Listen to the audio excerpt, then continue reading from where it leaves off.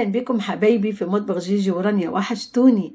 فاكهة بتسبب تجلط الدم، نوع منتشر جدا وكل المصريين تقريبا بتاكله.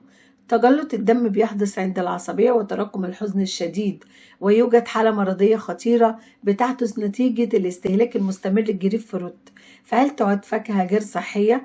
الجريب فروت وأسباب تجلط الدم.